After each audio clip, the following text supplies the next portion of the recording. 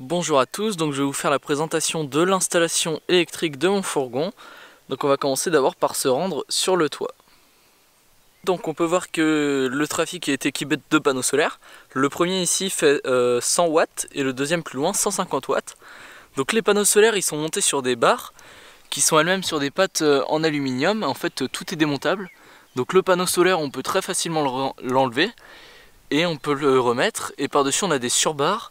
Ça va nous permettre, par exemple, si je veux mettre un surf ou une planche à voile, on peut les mettre facilement avec des petites attaches pour les sangles sur les côtés. Et donc tous les câbles des panneaux solaires, ils vont arriver jusqu'ici. Je sais pas si vous voyez très bien, il y a une petite pièce en plastique blanc que j'ai modélisée en 3D et que j'ai imprimée avec mon imprimante 3D. Et ça va être par ici que les câbles vont rentrer à l'intérieur du fourgon. Donc le câble qu'on a vu dehors tout à l'heure, il va arriver à ce niveau-là en fait. On ne le voit pas, il est caché. Il va aller tout le long. Et on va le retrouver ici à nu. Tac, le câble descend et on va voir dans un premier temps le câble du panneau solaire 150 watts qui va arriver dans ce régulateur de charge. Et une fois qu'il est passé par là, on va le retrouver plus bas à ce niveau-là.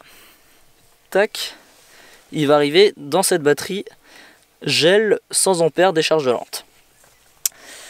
Une fois que c'est passé dans la batterie gel 100 ampères, on peut récupérer le courant si on veut, donc avec ce convertisseur Pursinus 2000 watts pour avoir du courant comme à la maison. Et sinon j'ai une deuxième batterie qui sera pour le panneau solaire de 100 watts avec tout intégré dedans, donc le régulateur de charge mais également des prises secteurs.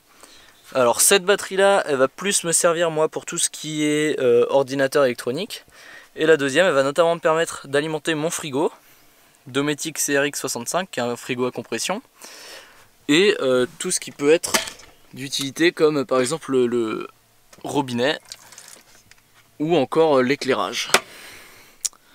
Voilà, le petit éclairage LED là, c'est grâce à cette batterie aussi qu'il fonctionne.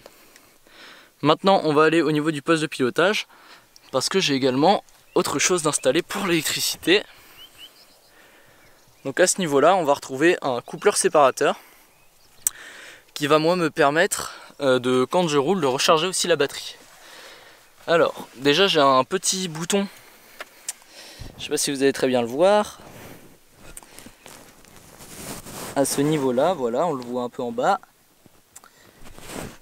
qui me permet de couper l'alimentation du coupleur séparateur en cas d'hivernage ou quoi. Et ensuite, donc on peut le voir derrière, ça arrive à ce niveau là le câble, voilà. Et ça repart derrière, donc on voit la batterie. Mais le coupleur séparateur, lui, il est installé juste ici, voilà. On a tous les branchements et voilà où c'est installé. Donc mon installation électrique, moi, elle me suffit amplement, hein. Vous avez pu voir déjà, j'ai deux batteries. Donc ça me permet notamment de recharger tout mon électronique. Que ce soit mes appareils photo, mes ordinateurs, tout. Et de très bien fonctionner donc dans le fourgon. J'ai aucun souci à ce niveau là.